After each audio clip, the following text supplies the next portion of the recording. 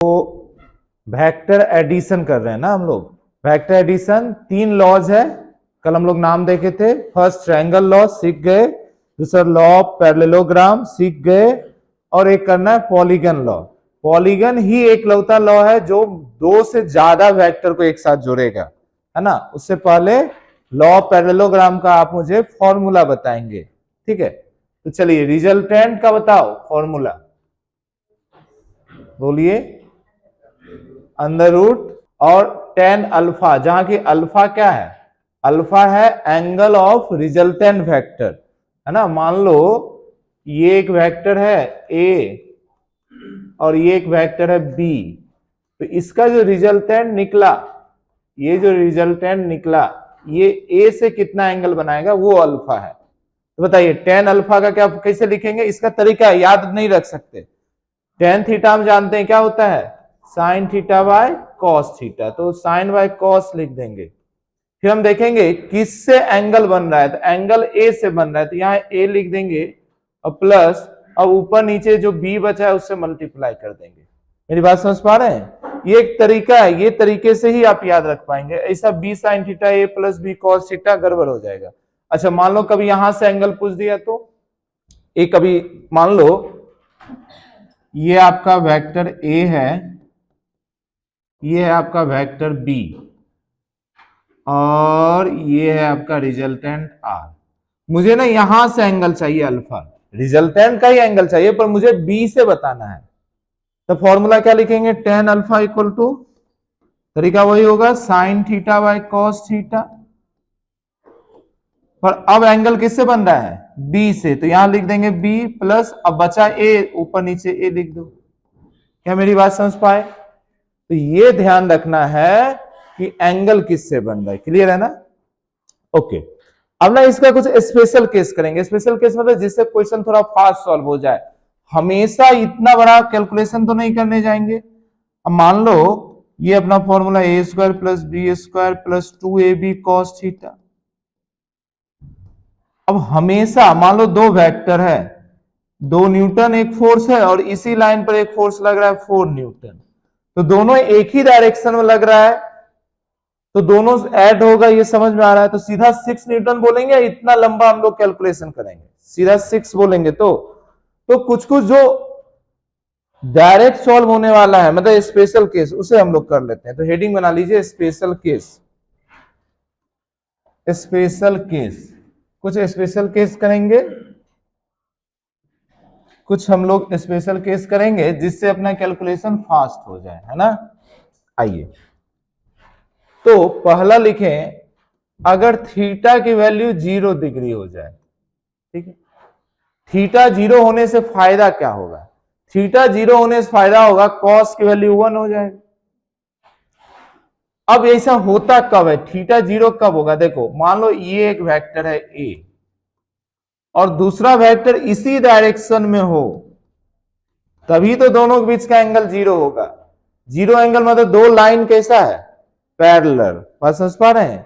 तो 0 डिग्री का मतलब हुआ both are in same direction. जो मैंने अभी एग्जांपल आपको सिखाया कि 2 न्यूटन और 4 न्यूटन सेम डायरेक्शन में लग रहा है, तो जब भी 2 वेक्टर सेम डायरेक्शन में लगे तो उसका एंगल 0 है। अब हम लोग रिजल्टेंट निकालते समय ध्यान देखिए, अंडर रूट ए square plus B square plus 2ab cos 0 करेंगे। हम लोग एक बार तरीका सीख लेते हैं, फाइनल रिजल्ट याद रखेंगे।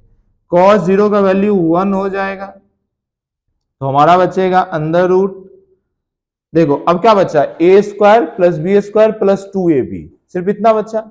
और क्या ये कोई फॉर्मूला होता है, बताइए क्या फॉर्मूला होता है, ए प्लस बी का होल स्क्वायर, यानी ये हो गया ए प्लस बी का होल स्क्वायर।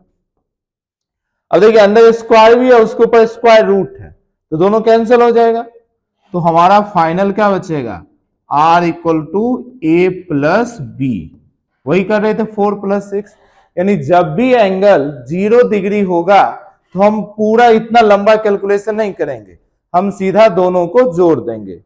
अच्छा, जब सीधा जोड़ेंगे तो ये मैक्सिमम वैल्यू होगा।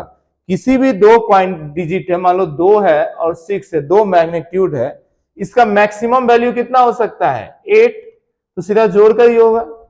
अब मिनिमम वैल्यू कितना होगा 4, 6 में 2 माइनस करोगे, तो यहां ऐड कर रहे हैं दोनों की मैग्नीट्यूड का, इसका मतलब है ये R जो है मैक्सिमम रिजल्टेंट है। तो यहां से ये भी समझ में आता है कि दो वेक्टर का मैक्सिमम रिजल्टेंट कब मिलेगा, जब दोनों के बीच का एंगल क्या हो 0 डिग्री, और वैल्यू कितना होगा a प्लस बी।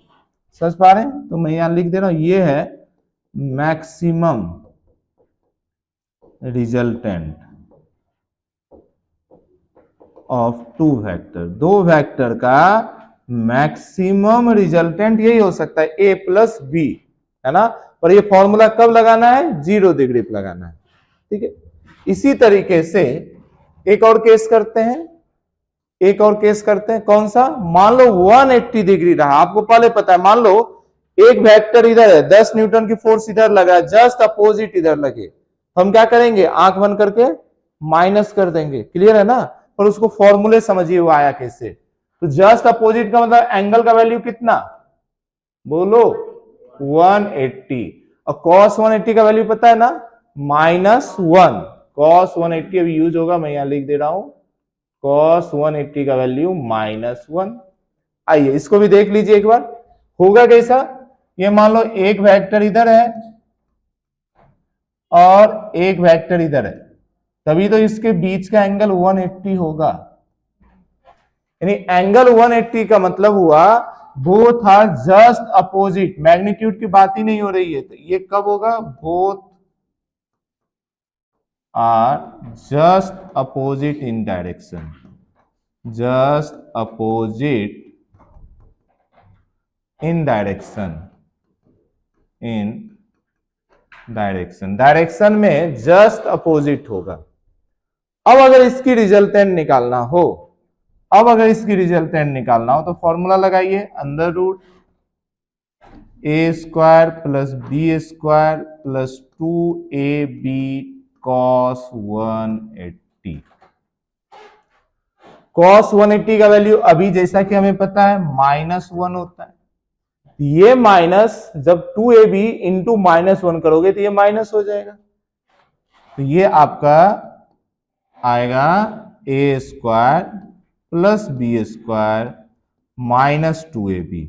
अब मुझे पता है ये भी तो फॉर्मूला ही होता है, a square plus B square minus 2ab क्या होता है a माइनस बी का होल स्क्वायर, ये हो गया under root a minus b का होल स्क्वायर। अब फिर से देखो, स्क्वायर रूट है और अंदर स्क्वायर है, तो बराबर बाहर निकल जाएगा, सिंपली r बन जाएगा a माइनस बी। और ये देखिए ये मिनिमम पॉसिबल वैल्यू है, किसी भी दो मैग्नीट्यूड को माइनस कर दिए वो मिनिमम हो गया। Maximum plus minimum minus, maximum कब मिलेगा एट 0 डिग्री, मिनिमम कब मिलेगा एट 180 डिग्री। ये जो है ये है मिनिमम रिजल्टेंट,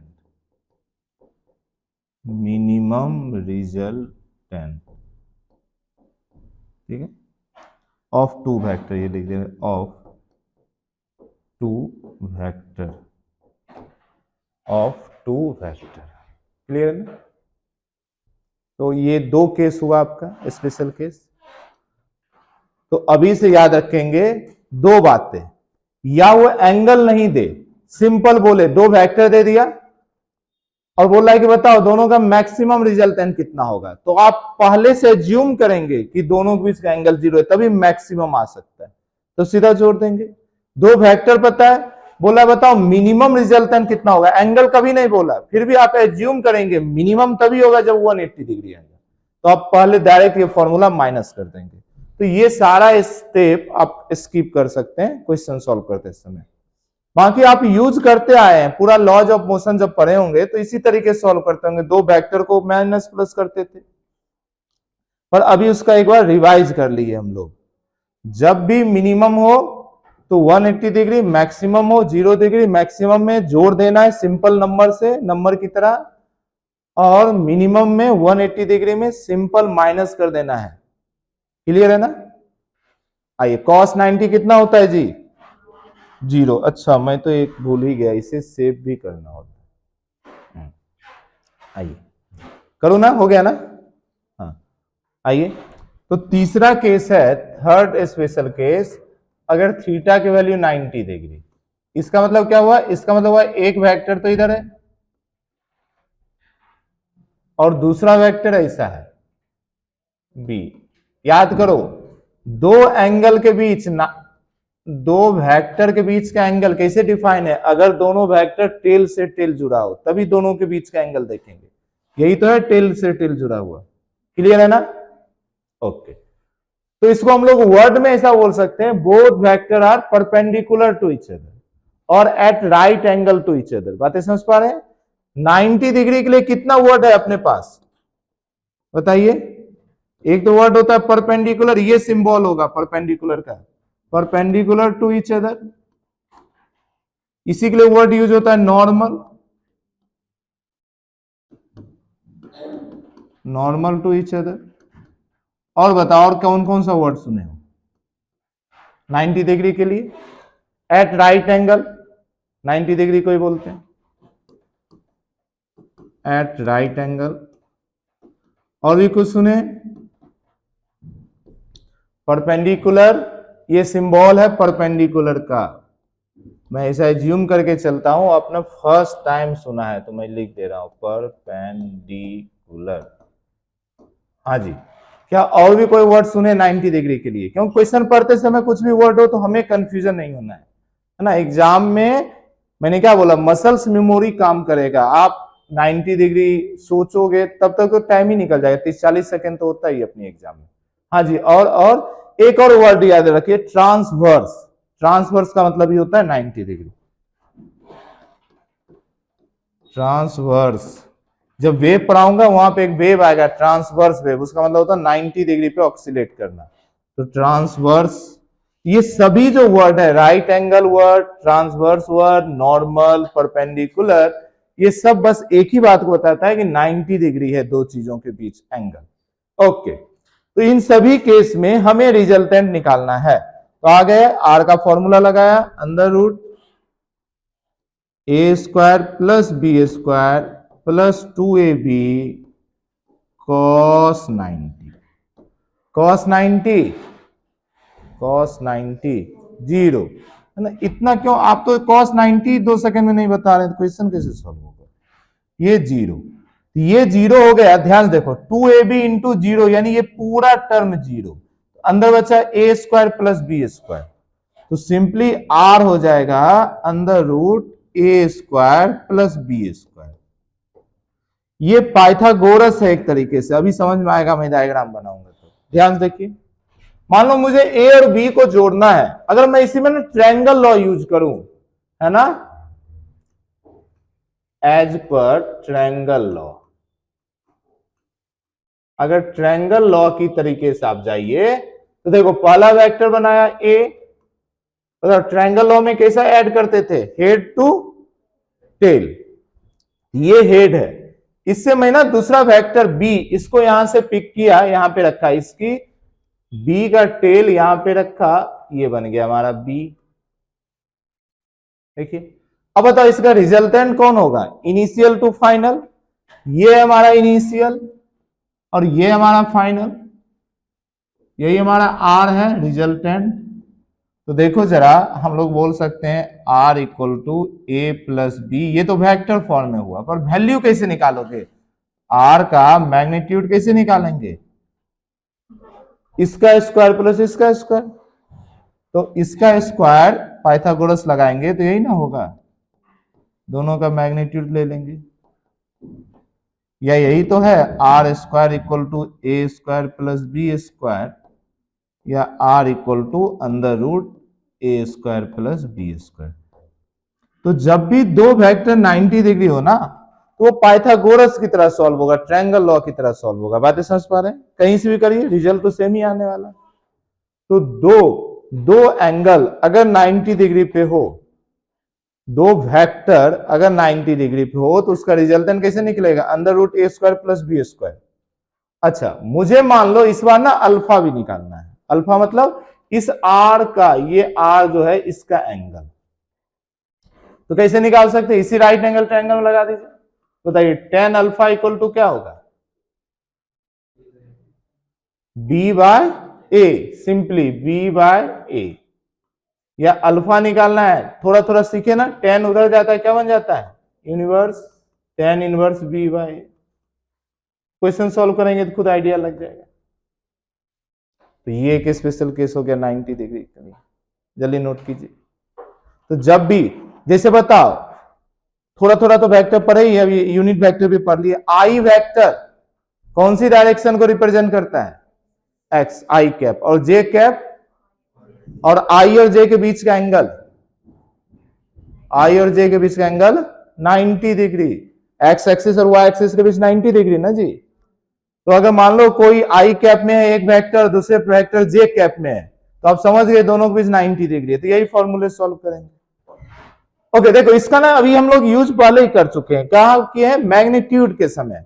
जरा ध्यान देखो, मैं आपसे पूछूं, कल सिखाया था मैग्नीट्यूड निकालने के लिए, मैं एक क्वेश्चन दे रहा हूं आपको, मतलब बोर्ड पे आपको लिखना नहीं। मान लो एक वेक्टर है P, ठीक है, इसकी वैल्यू मैं लिख रहा हूं 2i cap plus 3j cap. बताओ इसकी मैग्नीट्यूड कैसे निकालोगे? कल सिखाए हैं, बोलिए तरीका क्या होगा?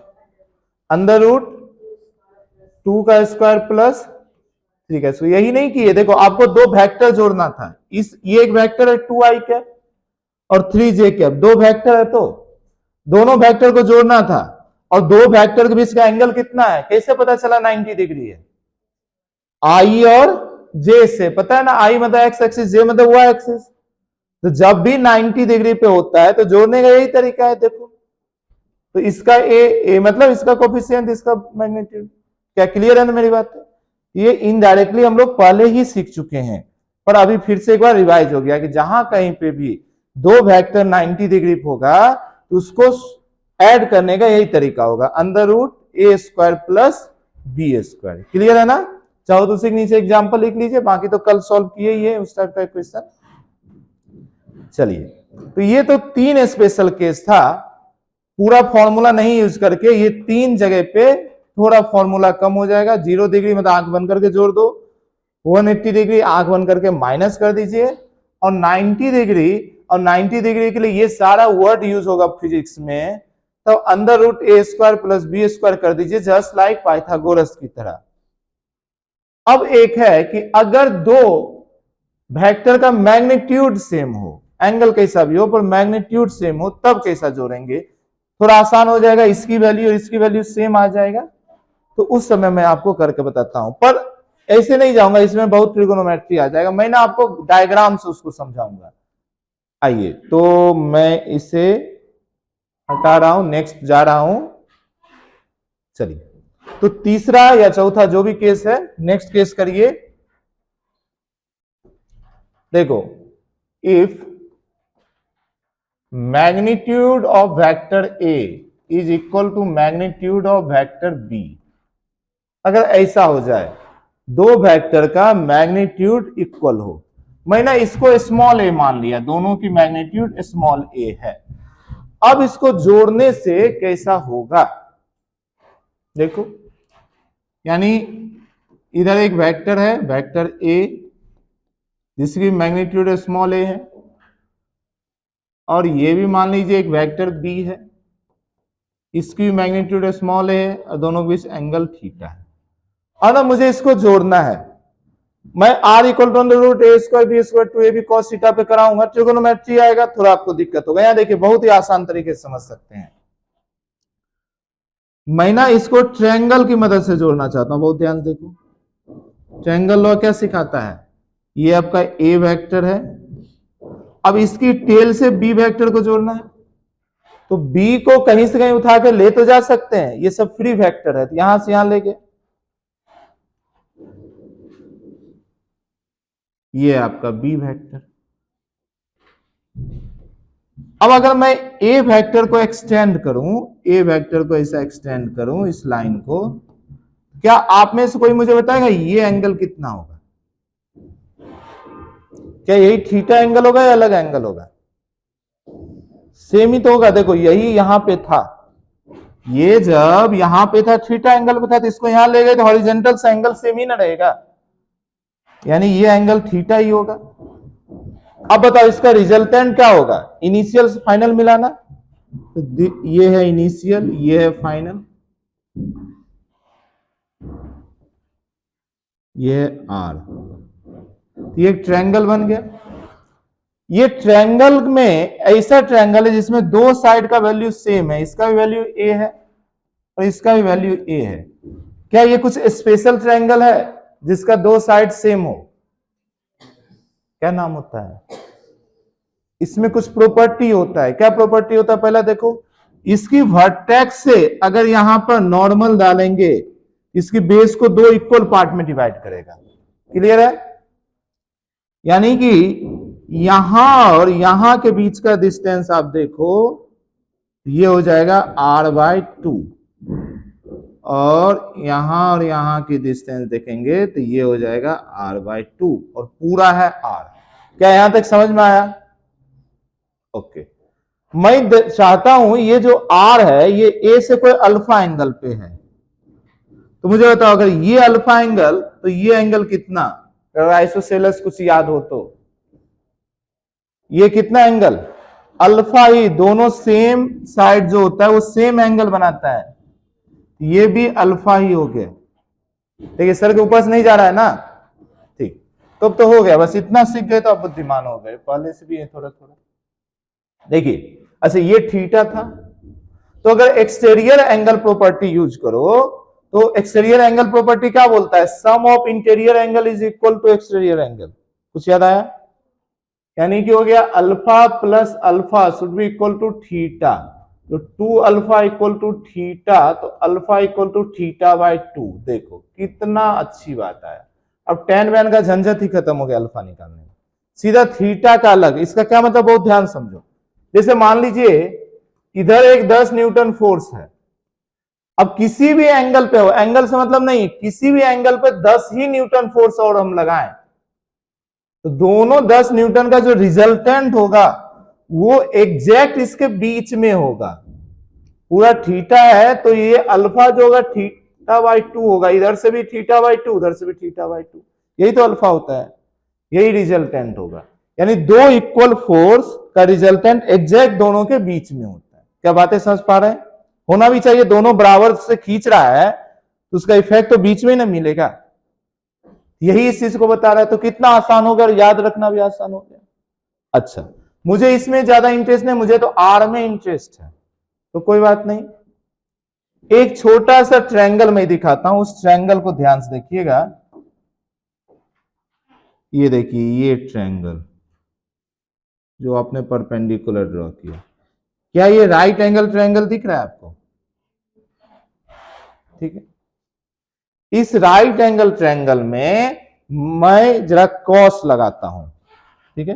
तो इस राइट एंगल ट्रायंगल में मैं निकाल रहा हूं कॉस। आ जाइए तो बताइए जरा, कॉस अल्फा इक्वल टू क्या आएगा?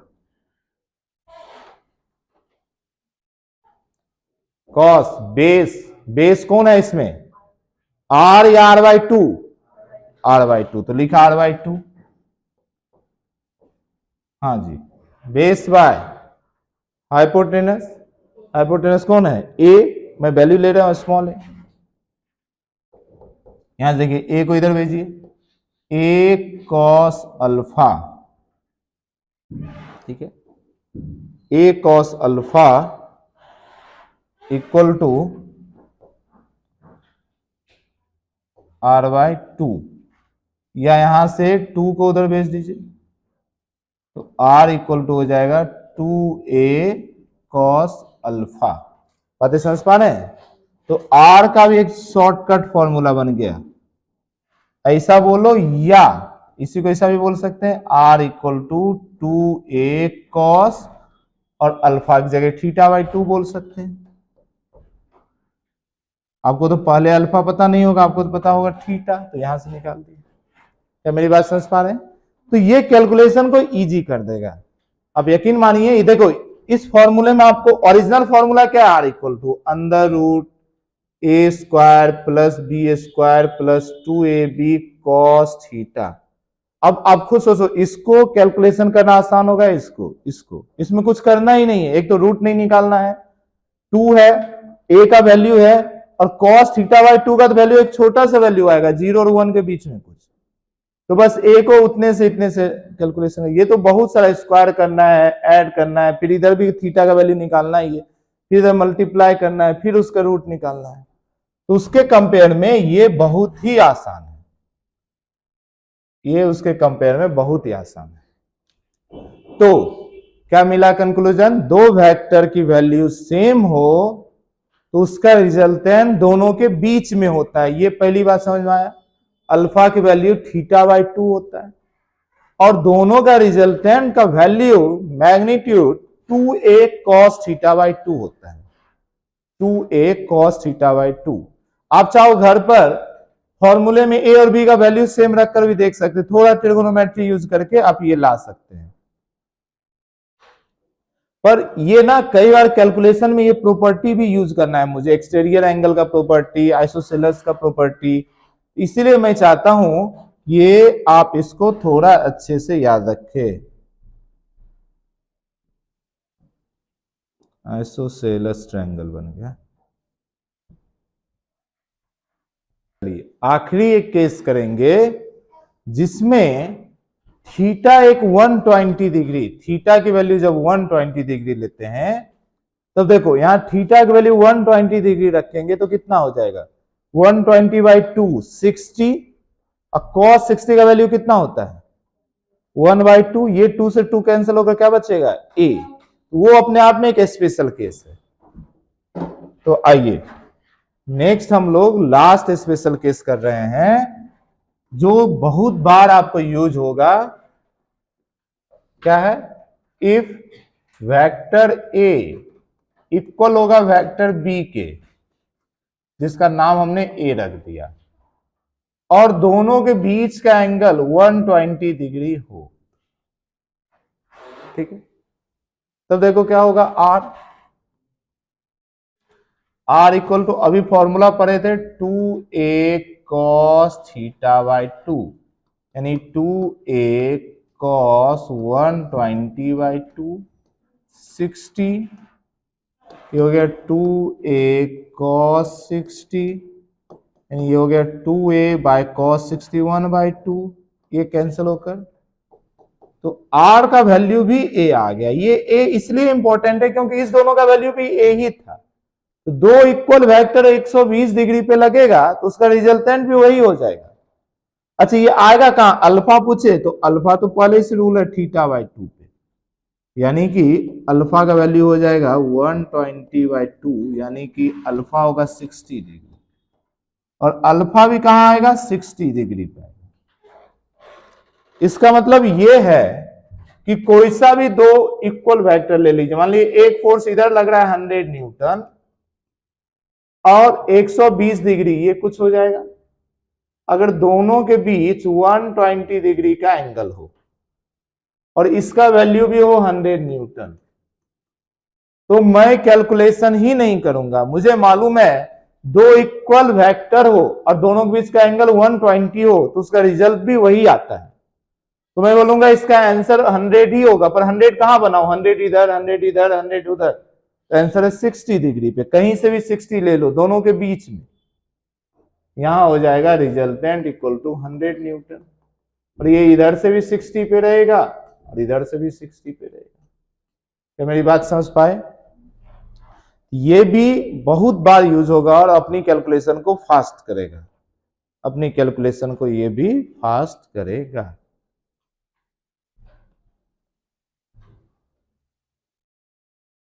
क्लियर है ना, इसे जल्दी से नोट करिए। देखिए वेक्टर एडिशन आप ऑलमोस्ट कंप्लीट कर लिए हैं, ऑलमोस्ट कंप्लीट कर लिए। एक आपका क्या बचा है, पॉलीगन लॉ, वो बस मजाक है, ट्रायंगल लॉ का एडिशनल पार्ट है, 2 मिनट में उसे खत्म कर लेते हैं, फिर मैं आपको कैलकुलेशन सिखाऊंगा। कैलकुलेशन मतलब इस पे क्वेश्चंस करेंगे, एकदम बेसिक से क्वेश्चन शुरू करेंगे और अच्छी लेवल तक का क्वेश्चन करेंगे। ओके, हेडिंग बना लीजिए जरा, थर्ड लॉ सॉरी क्या बनाएंगे, पॉलीगन लॉ। हालांकि यहीं पे क्वेश्चन करना चाहिए, पॉलीगन लॉ से अलग से कोई क्वेश्चन नहीं आता है, उसकी प्रॉपर्टी पे क्वेश्चन बनता है, पर हम लोग खत्म ही कर लेते हैं एक ही बार, थ्योरी जो है आपका कंप्लीट ही हो जाएगा, ताकि आज घर पे भी जाइए तो अपनी बुकलेट का भी क्वेश्चन सॉल्व करें, बुकलेट का भी क्वेश्चन सॉल्व करें। ठीक है, तो हम लोग बनाए polygon law of vector addition. Polygon किसको बोलते हैं? पॉलीगन मतलब जिसके पास दो से ज्यादा साइड हो, है ना, मतलब तीन से ज्यादा, तीन तक का तो नाम ही दे दिए ट्रायंगल। पॉली मतलब तो एक ही से ज्यादा हो गया, दो ही वर्ड होता है, मोनो और पॉली। मोनो मतलब सिंगल, एक से ज्यादा तो वो पॉली। तो पॉलीगन में क्या होगा, तीन साइड तक के लिए तो हम ट्रायंगल नाम दिए हैं, ट्रायंगल लॉ। दो वेक्टर को जोड़ना है, एक रिजल्टेंट होगा, दो वेक्टर होगा। अब दो से ज्यादा हो, तीन वेक्टर हो, तो उसको जोड़ेंगे ट्रायंगल की तरीके से जोड़ेंगे, पर वो तीन साइड का नहीं होगा तो उसको ट्रायंगल नहीं बोल सकते, तो उसका नाम रख दिए हम लोग पॉलीगन। आइए देखिए, मैं अभी कर रहा हूं। तो पॉलीगन में कुछ भी नहीं करना है, इसका जो रूल है, पॉलीगन में जो रूल है, कौन सा? पॉलीगन, पॉलीगन लॉ में जो रूल है वो सिमिलर है या सेम है, कैसा? ट्रायंगल का। जिसका रूल है सेम एज ट्रायंगल लॉ।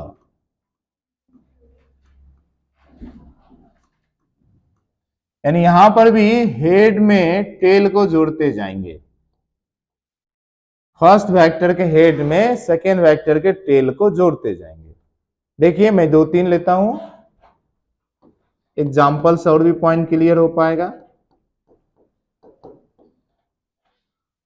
मान लीजिए ये एक वेक्टर है ए,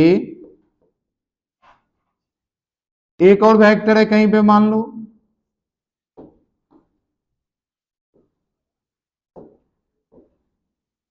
ये मान लो बी वेक्टर है, ठीक है, कहीं पे मान लो एक ये वेक्टर है सी वेक्टर। अब मुझे ये ए बी सी ये तीनों का जोड़ना है, मुझे निकालना है vector A plus vector B plus vector C. कैसे निकालेंगे? तो इसके निकालने का तरीका यही है कि तीन वेक्टर को ट्रायंगल लॉ से जोड़ दीजिए आंख बंद करके। तो रूल क्या बोलता है? पहला वेक्टर उठाओ, यहां से उठाया, ये रखा वेक्टर ए, अब इसकी टेल में वेक्टर बी को जोड़ेंगे, क्योंकि इसके बाद बी है, बी ये है, इसको यहां से उठाया, इसकी टेल को इस पे रखा, रख दिया बी। अब आपको सी रखना है, सी भी उठाया यहां से, बी की टेल पे रखा, तो ये है बी, कुछ ऐसा नीचे की तरफ है, जैसा जो डायरेक्शन और लेंथ तो ऐसा ही रखना पड़ेगा। ये रह गया अपना सी। अब रिजल्टेंट क्या देता था? इनिशियल से फाइनल तक का वेक्टर, ये पूरे कंस्ट्रक्शन का ये पॉइंट इनिशियल, ये पॉइंट फाइनल, यहां से आप मिला देंगे, यही हो जाएगा हमारा रिजल्टेंट वेक्टर। क्या मेरी बात समझ पाए? पर इसका नाम ट्रायंगल तो नहीं बोल सकते ना, इसलिए इस लॉ का नाम ट्रायंगल लॉ नहीं पड़ा। अब तीन से ज्यादा अब कितना ही नाम देते हैं, पेंटागन लॉ, हेक्सागोनल लॉ, इसीलिए हमने एक कॉमन नाम बना दिया पॉलीगन लॉ। समझ पा रहे हैं? तीन के लिए भी यूज कर सकते हैं, 4, 10, 20, 50 कितना भी कर सकते हैं। आइए इस पे मैं ना एक दो क्वेश्चन आपको समझाता हूं।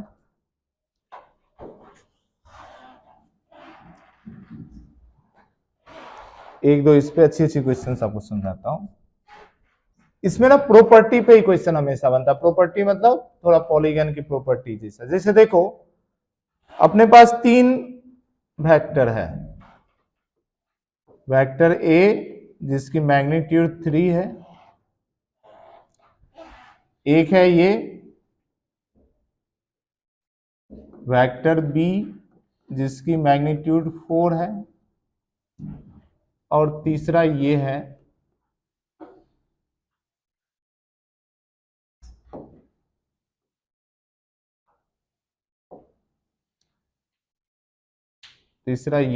वेक्टर सी जिसका मैग्नीट्यूड 5 है। अब मुझे निकालना है ए प्लस बी प्लस सी, ठीक है। आइए इसको निकालते हैं, जरा ध्यान से देखो। जो पहले लिखा रहता है उसी को लेते हैं। ए पहले लिखा है, ए को लिया, ये है वेक्टर ए। दूसरा बी, बी ऊपर की तरफ है, यहां से बनाया बी, लंबाई थोड़ा छोटा बड़ा हो जाए, इग्नोर करें, मान के चलो सेम ही साइड का है। अब सी, सी कहां से जोड़ेंगे? बी के हेड से, बी की हेड से जोड़ा, नीचे की तरफ आना है। अब नीचे की तरफ कहां तक आए? क्या यहां तक मिला दें? अब ये कैसे पता चलेगा? तो ये देख लो, ये लेंथ से हमें ये लेंथ पता चल जाएगा। ये लेंथ का वैल्यू कितना है? 3, और इस लेंथ का वैल्यू है 4। तो ये कितना होगा बताओ जरा? अंडर रूट पाइथागोरस से 3 स्क्वायर प्लस 4 स्क्वायर समझाए थे, ट्रिपलेट होता है, क्या होगा? 5, और वही 5 इसका भी वैल्यू है, यानी कि सी वेक्टर जो है ये यहां तक हो जाएगा। अब इसका रिजल्टेंट क्या होगा? आर कहां आएगा? आर का रूल है, जाओ इनिशियल है और फाइनल को मिलाइए। ये पूरे ए बी सी में इनिशियल पॉइंट ये है और ए बी सी का फाइनल पॉइंट भी यही है। तो जो इनिशियल है वही फाइनल हो जाए तो रिजल्टेंट वेक्टर क्या हो गया? 0। मेरी बात समझ पा रहे हैं? तो यानी कि इसका जो रिजल्टेंट वेक्टर आया ए प्लस बी प्लस सी, इसका वैल्यू हो गया 0 वेक्टर। क्या मेरी बात समझ पाए? अब इसको हम लोग कैसे लिखेंगे? इसको रूल ही बना देंगे। अगर जिस भी वेक्टर को जोड़ा जाए वो एक क्लोज पॉलीगन से रिप्रेजेंट किया जा सकता है तो उसका रिजल्टेंट होगा 0। समझ पाए मेरी बात? जल्दी से नोट करें, फिर हम लोग नीचे रूल जैसा बना लेंगे। इसको नोट करके रूल जैसा लिखेंगे। ये सिर्फ 3 के लिए सही नहीं है, 4 5 के लिए भी सही हो सकता है। 4 वेक्टर दिया, सभी को जोड़कर देखो, अगर एक क्लोज पॉलीगन बन गया, जब भी क्लोज पॉलीगन बन गया, क्लोज मतलब जहां शुरू हुआ वहीं पे खत्म हुआ, तो रिजल्टेंट बन जाएगा 0। इसके नीचे नोट करके लिखिए जरा, लिखिए if vector are to be added can be represent by side of close polygon then their resultant will be 0, then their resultant will be 0। क्या मेरी बात समझ पाए? अगर जिस भी वेक्टर को जोड़ा जाए उसको किसी क्लोज पॉलीगन से रिप्रेजेंट किया जा सके, क्लोज पॉलीगन के साइड से रिप्रेजेंट किया जा सके, तो सभी का रिजल्टेंट क्या होगा? 0। जैसे देखो एक और करते हैं, मान लीजिए 4 वेक्टर अपने पास, ये वेक्टर ए है, इसकी हेड से जोड़ा ये वेक्टर बी, यहां से जोड़ा एक वेक्टर सी, और यहां से एक जोड़ दिया वेक्टर डी। और मैं अभी आपसे पूछूं vector A plus vector B plus vector C plus vector D equal to क्या होगा? आंसर क्या होगा? 0। क्यों 0? क्योंकि मुझे जो भी वेक्टर को जोड़ना था उसको एक क्लोज पॉलीगन के साइड से रिप्रेजेंट किया जा सका, तो उसका रिजल्टेंट क्या हो जाएगा? 0। मेरी बात समझ पा रहे? उसके नीचे ये भी एग्जांपल डाल दीजिए। लेकिन ऐसा नहीं कि दुनिया का हर 4 वेक्टर क्लोज पॉलीगन बनाएगा ही, या हर 3 क्लोज पॉलीगन बनाएगा ही। अच्छा 2 बना सकता है क्लोज पॉलीगन क्या? नहीं, 2 तो बना ही नहीं सकता। 3 बना सकता है, बना भी सकता है, नहीं भी बना सकता है। 4 बना भी सकता है, नहीं भी बना सकता है। तो 4 का तो नहीं, पर 3 का क्वेश्चन कई बार आता है। कोई 3 वैल्यू दे दे, आप उसको देखकर ये बता सकते हैं वो 3 लेंथ, मानो 3 लेंथ का वैल्यू दे दिए, 2 मीटर 5 मीटर 7 मीटर, ऐसा कुछ भी 3 लेंथ दे दिए, वो 3 लेंथ मिलकर एक ट्रायंगल बनेगा या नहीं बनेगा आप पहचान पाएंगे क्या? उसके लिए कुछ रूल सीखे आप लोग बचपन में? ट्रायंगल का कोई property, sum of 2 side should be greater than third side, ऐसा कुछ रूल होता है ट्रायंगल का। कोई भी 3 लेंथ तभी ट्रायंगल बनाएगा जिसमें कोई भी 2 लेंथ का सम तीसरे लेंथ से बड़ा हो। समझ पा रहे हैं? एक क्वेश्चन लिखिए, एक वर्ड होगा इक्विलिब्रियम, ठीक है? इक्विलिब्रियम का मतलब समझते हैं ना? नेट फोर्स क्या हो? 0, है ना? आगे हालांकि मैं अलग से करा दूंगा, इस टॉपिक को लिखाऊंगा, वेक्टर का ही टॉपिक है, पर अभी ये लिखिए, which of the flowing set of vector, which of the flowing set of vector, which of the flowing set of vector की जगह फोर्स है, वेक्टर के ब्रैकेट में फोर्स लिख लीजिए। Which of the following set of force are in equilibrium? Are in equilibrium. ठीक है, 4 option में दे रहा हूं। आइए फर्स्ट में लिखिए 5, 10, 20, 5, 10, 20। ठीक है, दूसरा लिखिए 10, 20, 35, 10, 20, 35। तीसरा लिखें 10, 10, 15, 10, 10, 15। और लास्ट वन है 20, 30, 60, 20, 30 एंड 60। अब इक्विलिब्रियम का मतलब मैंने पहले डिस्कस कर लिया। इक्विलिब्रियम मतलब जीरो, नेट फोर्स जीरो, यानी ये तीन फोर्स है 5, 10, 20। क्या ये तीनों फोर्स मिलकर जीरो हो सकता है? ये 10, 20, 35 तीनों को जोड़कर जीरो कर सकते हैं? किसी भी एंगल पर जोड़िए, आपकी मर्जी। वो बोला पॉसिबल है या नहीं है। या 10, 10 और 15 को जोड़ने से जीरो हो सकता है, 20, 30, 60 जोड़ने से जीरो हो सकता है। तो हम लोग समझे हैं कोई वेक्टर का रिजल्टेंट जीरो तभी होता है जब उसको कैसा रिप्रेजेंट किया जा सके, साइड पॉलीगन से। ये बातें समझ पा रहे हैं ना? अभी अभी लिखे रूल। तो अगर इसमें से किसी को भी तीन वाले पॉलीगन का नाम क्या है? ट्रायंगल। तीन साइड का नाम है ट्रायंगल। तो एक ट्रायंगल से रिप्रेजेंट किया जा सके, इस तीनों चारों में से किसी को एक ट्रायंगल से रिप्रेजेंट किया जा सके, तो वो क्या हो जाएगा? रिजल्टेंट जीरो होगा ना जी। तो बताइए अब कैसे पहचानेंगे कौन ट्रायंगल में? तो हम देखेंगे sum of two side should be greater than third side, और सेफ रहने के लिए बोलो sum of smaller side. Sum of two smaller side should be greater than larger side. मैं क्या बोल रहा हूं? Sum of two smaller side should be greater than larger side। अब जरा चेक करिए उसमें सी है ना। अब देखिए दो छोटे साइड को जोड़िए, इसमें से दो छोटा कौन है? 5 और 10। 5 और 10 मिलकर 15 हुआ। वो बड़ा होना चाहिए था 20 से, गलत।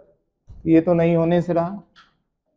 ठीक है, आइए इसमें ये दोनों छोटा है इससे, ये सबसे बड़ा है। तो 20 और 10 30, ये तो 35 हो, ये भी होने से रहा। 10, 10, 20 ये ग्रेटर देन है 15 से, ये सही है। इसमें आइए दो स्मॉलर 30 और 20 50, 60 से कम है, तो गलत। अब ध्यान दें, ऐसा भी हो सकता है कि जरूरी नहीं है जीरो होने के लिए पॉलीगन ही हो। जरा एक बात ध्यान समझो, मान लो ये एक कोई पॉइंट है, यहां पर एक फोर्स लग रहा है, ध्यान से देखिए 10 न्यूटन, और एक और फोर्स लग रहा है यहां पर 5 न्यूटन, और एक फोर्स इसके अपोजिट डायरेक्शन लगा है 15 न्यूटन।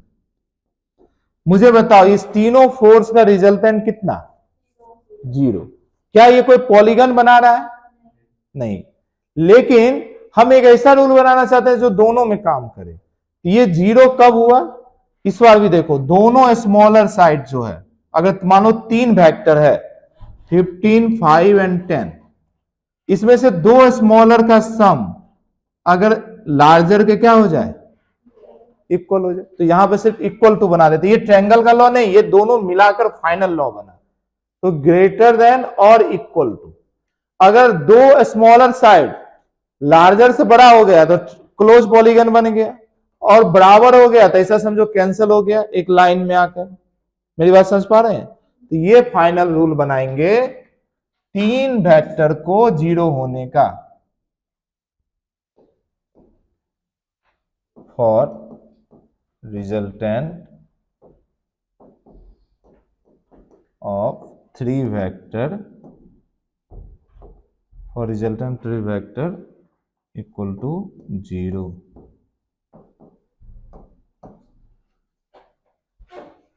तीन वेक्टर का रिजल्टेंट 0 होने का ये एक रूल हम लोग बना लेंगे। कैसे आया, मैंने उसका डेवलपमेंट बताया कि ये आधी बातें ट्रायंगल्स की प्रॉपर्टी से आया, आधी बातें ऐसा डायग्राम के स्ट्रेट लाइन से आया।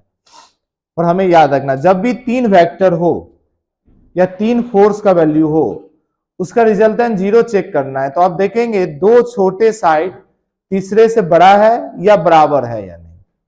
क्लियर है ना? ओके, चलिए तो ये पॉलीगन, एक और पॉलीगन पे मैं क्वेश्चन कराता हूं, एक और पॉलीगन पे मैं क्वेश्चन कराता हूं। ठीक है, मैं इसे मिटा रहा हूं, आप जल्दी से कंप्लीट करें। ओके, आइए एक बेसिक क्वेश्चन और करते हैं, फिर हम लोग आगे बढ़ेंगे। देखो मैं ना एक डायग्राम दे रहा हूं, पॉलीगन बना हुआ, ठीक है।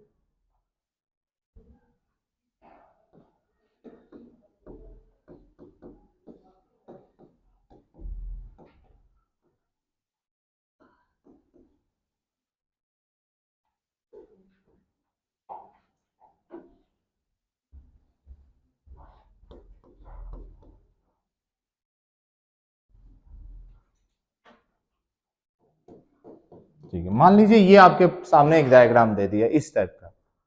आपके पास चार ऑप्शन है। क्या ऑप्शन है? ऑप्शन है ए प्लस बी प्लस सी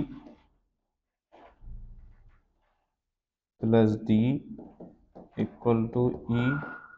इसी में थोड़ा वेरीफाई करते गए, a plus b plus c plus e equal to D.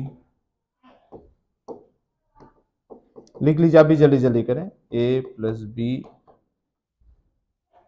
ठीक है, उधर सी दे दिए, डी दे दिए, उधर सी को भेज दो, तो plus e plus d equal to c, या नन लिख दे रहा हूं, नन ऑफ अबव आई।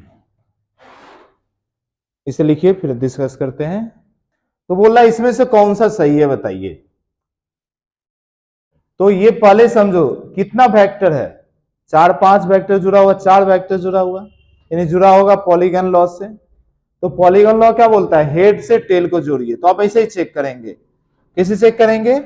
पहले का हेड, पहला बना इसकी हेड, दूसरे के टेल से जुड़ा है, जुड़ा है, फिर दूसरे का हेड तीसरे के टेल से जुड़ा है, जुड़ा है, फिर इसका हेड क्या डी के टेल से जुड़ा है? नहीं, डी का टेल तो ए से जुड़ गया। बात समझ पा रहे हैं? इसलिए ये गलत है। ऐसा ही चेक करके बताओ कौन सही है। सेकेंड सही है, ये भी गलत है। देखो ए का हेड बी से जुड़ा, ठीक है, बी की हेड ई से कहां जुड़ा? ई तो यहां सी से जुड़ा हुआ है, तो ये गलत हो गया। बात समझ पा रहे हैं? अब इसको एक बार और, एक और तरीका है बहुत फास्ट सॉल्व करने का। क्या? जो रिजल्टेंट होगा, यहां पर रिजल्टेंट कौन है? ये डी, डी है रिजल्टेंट। रिजल्टेंट का सेंस अलग होता है हमेशा। देखो वो इनिशियल से फाइनल जाता है। जैसे ये सब देखो कैसा घूम रहा है, एक तरीके से देखो ऐसा दिख रहा है। ये कैसा गुजार रहा है? एंटी क्लॉकवाइज, है ना जी। पर देखो डी कैसा चला? डी यहां से यहां चला, मतलब डी जाना चाह रहा है क्लॉकवाइज। समझ पा रहे हैं?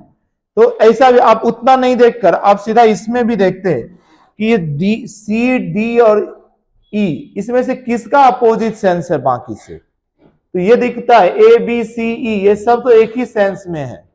सेंस मतलब एक तरीके से जा रहा है, पर डी ही अपोजिट तरीके से जा रहा है। बात समझ पा रहे हैं? तो चाहो तो ये पॉइंट को भी नोट कर सकते हैं कि रिजल्टेंट हैव अपोजिट सेंस। अब सेंस का यहां पे क्या मतलब है, ये आप ये पूरा समझेंगे तभी क्लियर होगा। क्या सेंस का मीनिंग यहां पे क्लियर हुआ? अपोजिट सेंस बोलने का क्या मतलब है? वो दूसरे तरीके से होगा, वो दूसरे तरीके से होगा ना। तो it's all about vector addition. हम लोग तीनों लॉ से गो थ्रू हुए। पैरेललोग्राम पे हमें बहुत सारा क्वेश्चन प्रैक्टिस करना है, उसी पे फाइनली क्वेश्चन बनने का ही पर बाकी का प्रॉपर्टी हमें याद रखना है। ट्रायंगल और पॉलीगन दोनों एक ही जैसा लॉ है, क्लियर है ना? ठीक है। अब एक इसी से रिलेटेड चीज है वेक्टर सब्सट्रैक्शन। 5 मिनट की चीजें हैं, मैं चाहता हूं उसे भी कंप्लीट कर लेते हैं, फिर आराम से एकदम बेसिक क्वेश्चन से लेकर क्वेश्चन प्रैक्टिस शुरू करेंगे। तो बनाइए हेडिंग बनाइए सब्सट्रैक्शन ऑफ वेक्टर या वेक्टर सब्सट्रैक्शन, वेक्टर सब्सट्रैक्शन। ठीक है। अब एक बात ध्यान दें, वेक्टर सब्सट्रैक्शन या सिंपल सब्सट्रैक्शन भी जो है वो कोई अलग से नहीं होता है। जैसे मेरी बात समझो, 2-3 और 2 प्लस ऑफ -3 दोनों सेम है या अलग है? दोनों सेम है या अलग है? सेम है। क्यों सेम है? ये तो एडिशन है, ये बेसिकली ये ऑपरेटर कौन है? एडिशन का। ये एडिशन ऐड किए, -3 +3 तो नंबर होता है, पॉजिटिव नंबर नेगेटिव नंबर, और ये बोल रहे हो कि ये सब्सट्रैक्शन है। तो आंसर ये है कि हर सब्सट्रैक्शन अपने आप में एडिशन ही है, जैसे हर मल्टीप्लीकेशन और डिवीजन एक ही है। अब देखिए 2/3 लिखो या 2 × 1/3 लिखो, 1/3 भी तो एक नंबर है और 2 भी एक नंबर है, दोनों को मल्टीप्लाई करें। इसी तरीके से हर एडिशन अपने आप में सब्सट्रैक्शन है। तो पहली पॉइंट लिख लीजिए vector subtraction is a special case of vector addition only. Vector subtraction is a special case, vector subtraction is a special case of vector addition only. Vector की एडिशन का एक स्पेशल केस है, समझ पा रहे हैं? तो जब कभी उसके नीचे लिखिए, जैसे मान लो मुझे निकालना है a minus B, A vector को बी वेक्टर से माइनस करना है, मुझे एडिशन आता है, मैं बोलूंगा, मैं इसे ऐसा लिखूंगा a vector plus of minus B vector. क्या मेरी बात समझ पा रहे हैं? एक ही तो है, क्लियर ना? तो इसको लिख लीजिए, यही होगा।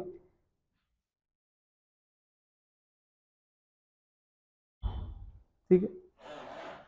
अब इसको प्रोसीड कैसे करेंगे, इसको सॉल्व कैसे करेंगे, ये भी समझ में आए। ये तो लिख दिए कि स्पेशल केस है, पर थोड़ा सा इस पे ध्यान देना। आइए एक एग्जाम्पल की मदद से करेंगे, इसे लिख लें, इसे लिख लीजिए, फिर एक एग्जाम्पल की मदद से हम लोग करेंगे। आइए करते हैं। मान लो दो वेक्टर है, vector A and vector B, and we have angle theta between them, और मुझे फाइंड करना है a माइनस बी वेक्टर की वैल्यू, यही हमारे लिए रिजल्टेंट। ठीक है। मैं इसे कैसे किया, मैं यहां पे सॉल्व करना शुरू किया। मैं पहली पॉइंट लिखा है a माइनस बी वेक्टर मेरे लिए a plus of minus B है। ठीक है जी। तो माइनस बी वेक्टर भी तो खोजोगे, आपके पास बी वेक्टर नहीं है, तो माइनस बी निकालने का तरीका है, क्या तरीका है? माइनस बी निगेटिव वेक्टर हुआ, किसका? बी का। निगेटिव वेक्टर का मतलब मैग्नीट्यूड सेम हो और डायरेक्शन अपोजिट हो, यानी ये बी है ना, तो ये हो जाएगा माइनस बी, इतना ही लंबा, इतना ही मैग्नीट्यूड वाला, अपोजिट डायरेक्शन, ये हो जाएगा माइनस बी वेक्टर। क्या मेरी बात समझ पा रहे हैं? तो रूल यही है, वेक्टर ए बनाया, ये वेक्टर ए, मैं ना लॉ ऑफ पैरेललोग्राम से जोड़ना चाहता हूं। पता लॉ ऑफ पैरेललोग्राम में कैसे जोड़ते हैं? टेल से टेल। तो इसके टेल में किसको मिलाएं, बी वेक्टर को या माइनस बी वेक्टर को? माइनस बी वेक्टर, समझ पा रहे हैं? तो माइनस बी वेक्टर ये उठाया, उसका टेल यहां है, ये उठाया और यहां पे रख दिया, तो देखो यहां पे बन गया माइनस बी वेक्टर, ये है माइनस बी वेक्टर, पर मैग्नीट्यूड इसका बी के बराबर ही होगा, ये था आपका, देखो अब भूले नहीं इसीलिए मैं यहां पे लिख दे रहा हूं, ये था आपका बी वेक्टर। दोनों का लंबाई सेम रखना है, मैग्नीट्यूड सेम रखना है, सिर्फ डायरेक्शन अपोजिट है। और इस दोनों के बीच का एंगल क्या था, थीटा। पर अब ये एंगल कोई काम का है क्या, मुझे तो इस दोनों को जोड़ना है ना, तो मुझे एंगल भी किसका चाहिए, इस दोनों का। क्या आप बुद्धिमान बच्चे ये एंगल बता सकते हैं मुझे, 180 माइनस थीटा, ये हो गया 180 माइनस थीटा। इस एंगल को मैं यहां पे लिख दे रहा हूं, ये हो जाएगा 180 माइनस थीटा। ठीक है जी, इसका रिजल्टेंट किधर होगा, तो आप जानते हैं इसको पैरेललोग्राम बनाओ, उसका डायगोनल ही रिजल्टेंट देगा। ए को यहां से यहां लेकर आया, बी को यहां से यहां लेकर आया, और दोनों डायगोनल जो इसको बनाया यही है इसका आर।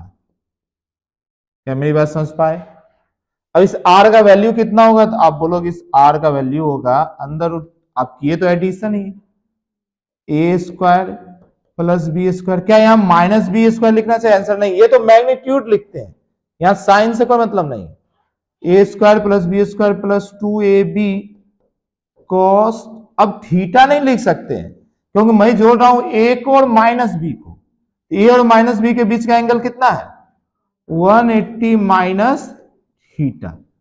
यहां पर माइनस लिखने की जरूरत नहीं, ये सब जो लिखाता है ये सब सिर्फ और सिर्फ क्या लिखाता है जी, मैग्नीट्यूड, ये सब क्या लिखाता है, वैल्यू सिर्फ। और यहां एंगल आप लिखेंगे तो एंगल तो देखेंगे। अब देखो cos 180 माइनस थीटा क्या होता है, ये मुझे जरा बताइए। 2 दिन हम लोग ट्रिगोनोमेट्री पढ़े थे, या 1 दिन, a square plus B square plus 2ab cos 180 minus theta. भूल रहे हैं तो मैं आपको याद दिलाता हूं, देखो ये कुछ ऐसा होता था, वो ये 0 डिग्री 180 डिग्री। मुझे बताओ ये चेंज लाइन या अनचेंज लाइन, अनचेंज लाइन, यानी 180 में प्लस माइनस करने से चेंज नहीं होता है। तो मुझे ये समझ में आ गया, कॉस तो कॉस ही होगा, है ना। अब 180 माइनस थीटा किस क्वाड्रेंट में जाएगा, 180 माइनस थीटा सेकेंड में, सेकेंड में कॉस माइनस या प्लस माइनस, तो ये आंसर क्या हो जाएगा, माइनस कॉस थीटा। कुछ याद आया, तो cos 180 माइनस थीटा क्या आ जाएगा, माइनस कॉस थीटा, ये हो जाएगा माइनस कॉस थीटा। अब ये माइनस इसको माइनस कर देगा, तो r इक्वल टू हो जाएगा अंडर रूट ए square plus B square minus 2ab cos theta. तो जो प्लस था वो माइनस हो गया। अगर a square plus B square plus 2ab cos theta करोगे तो दो वेक्टर का एडिशन देगा, a square plus B square minus 2ab cos theta करोगे दो वेक्टर का सब्सट्रैक्शन देगा। क्लियर है मेरी बातें, नोट कर लीजिए। अच्छा मान लो आपको अल्फा निकालना होता तो एक एंगल यहां अल्फा भी दिखा दीजिए जरा, अल्फा का फॉर्मूला क्या हो जाता है, ये मानो ए के साथ अल्फा एंगल पे ही है, ठीक है। तो अल्फा कैसे निकलता है बताओ, टेन अल्फा का क्या फॉर्मूला सीखे हैं, टेन अल्फा कैसे निकालते हैं जी, पहले ऊपर साइन थीटा नीचे कॉस थीटा। अब किससे एंगल देखते हैं, जिससे बन रहा है ए से, तो यहां लिख देंगे ए। अब क्या लिखते थे प्लस, याद आ रहा है, उसकी जगह क्या लिखेंगे अब माइनस, बस यही अंतर आएगा, ए माइनस। अब बचा कौन, बी, यहां भी और यहां भी। तो आप दोनों निकाल सकते हैं, आप दोनों निकाल सकते हैं, देख लीजिए। तो एडिशन और सब्सट्रैक्शन दोनों आ गया। अब सिर्फ क्वेश्चन प्रैक्टिस करना है, आज तो लगभग टाइम खत्म होते जा रहा है। एक क्वेश्चन आज करेंगे, कल शुरुआत के आधे घंटे थोड़ा क्वेश्चन प्रैक्टिस कर लेंगे। फिर हम लोगों को सीखना है रिजोल्यूशन ऑफ वेक्टर, एक वेक्टर का कंपोनेंट तोड़ना। याद है हमें, थीटा जिस एंगल पे बनता है वो कॉस होता है, दूसरा साइन होता है, रिजोल्यूशन। तो कल पहले वेक्टर एडिशन पे क्वेश्चन और रिजोल्यूशन ऑफ वेक्टर। आप लोग भी घर पे आज थोड़ा प्रैक्टिस करेंगे, थोड़ा या बहुत ही ज्यादा करिए, बैठे बैठे क्या ही करो घर पे, बोर होते हैं या नहीं आप लोग घर पे? नहीं होते बोर? बहुत सारा काम होता है। ठीक है, घर पे बहुत सारा क्वेश्चन सॉल्व कीजिए, एक रूटीन बना लीजिए अभी से आपके एग्जामिनेशन तक डेली एटलीस्ट 20 क्वेश्चन सॉल्व करना है। सॉल्व हो ना हो पर 20 क्वेश्चन अटेम्प्ट करना है। अभी के लिए 20 से शुरू करें, धीरे धीरे बढ़ाते बढ़ाते जब आप अप्रैल में जाएंगे डेली 100 क्वेश्चन सॉल्व करेंगे। तो अभी से धीरे धीरे धीरे धीरे बढ़ाइए, एक महीना तक 20 बनाइए। कैसे जिम में जाते हैं तो कैसा करते हैं, पहले 2-4 केजी, फिर 30, फिर 40, फिर 100 केजी लिफ्ट करने लग जाते हैं, है ना? तो ऐसा ही करेंगे। देखिए आपका रिजल्ट देगा या नहीं देगा ये डिसाइड फिजिक्स ही करेगा। बातें समझ पा रहे हैं?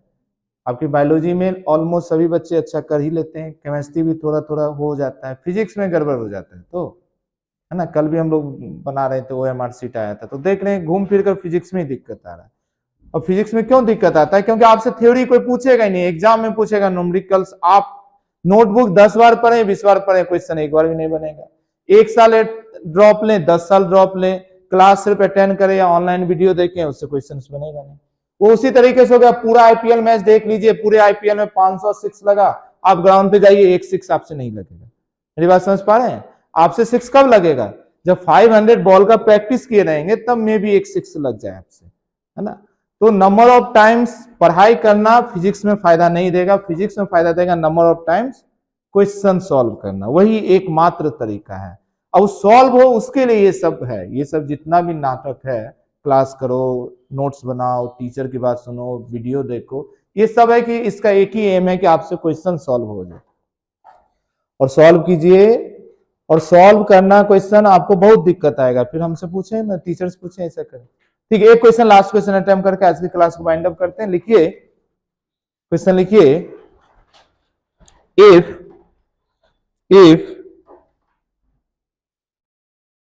if resultant of addition of two vector,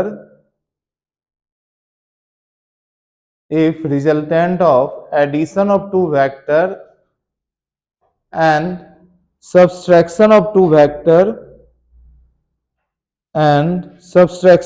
vector is same,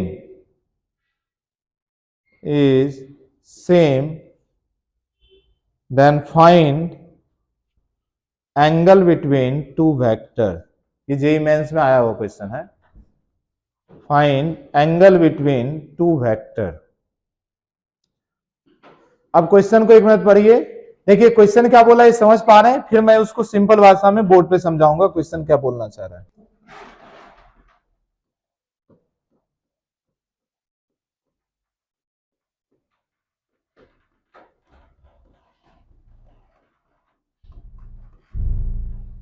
ये क्वेश्चन बोलना चाह रहा है, दो वेक्टर का ऐड करके जो रिजल्ट आया, रिजल्टेंट, और जो वेक्टर को सब्सट्रैक्ट करके रिजल्ट आया, दोनों का वैल्यू क्या है? सेम। अगर ऐसा है तब बताइए कि एंगल कितना होगा, देन थीटा क्या होगा, ये क्वेश्चन है। इफ, ये आपका क्वेश्चन है इफ, पर एग्जाम में ऐसा लिखा हुआ नहीं मिलेगा, एग्जाम में तो वही वर्ड लिखा हुआ मिलेगा।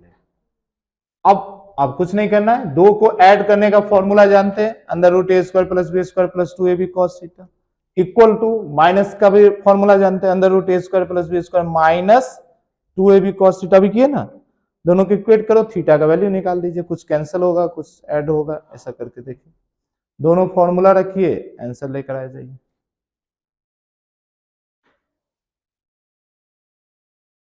ए प्लस बी का फॉर्मूला होता है अंडर रूट ए square plus B square plus 2ab cos theta, और a माइनस बी का फॉर्मूला होता है अंडर रूट ए square plus B square minus 2ab cos theta.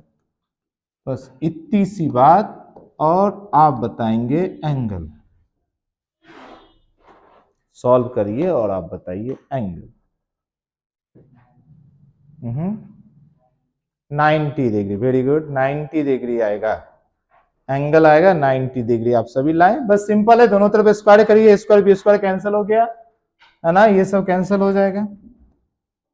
तो क्या करोगे, दोनों साइड स्क्वायर करोगे, रूट खत्म, फिर ए स्क्वायर प्लस बी स्क्वायर दोनों साइड कंप्लीट। फिर क्या करेंगे, -2ab को इधर लेकर आ जाएंगे, हो जाएगा 4ab cos theta equal to 0, इधर लेकर आ गए, सबको उधर भेज दोगे 0, फिर cos की वैल्यू 0 कहां होता है, 90 डिग्री पे, तो थीटा का वैल्यू 90 डिग्री। ठीक है, तो आज की क्लास यहीं तक हम लोग करते हैं। घर पे जाके पढ़िए, खूब पढ़िए, याद रखिए 2 घंटा प्लस। कब से पढ़ाई शुरू करोगे ये बताओ पहले आप लोग। डेली 2 आवर्स इस सब्जेक्ट, क्योंकि 2 से 3 दिन में अपना फिजिक्स शुरू हो जाएगा, वेक्टर के बाद तो मोशन शुरू करोगे ना, तो उससे पहले आदत में आज जल्दी से आदत डालिए। आज ट्राई करके देखो तो 2 घंटा प्लस पढ़ने का, 2 घंटा प्लस ईच सब्जेक्ट, ना कि सब मिला के 2 घंटा प्लस। ठीक है ना, चलिए ओके।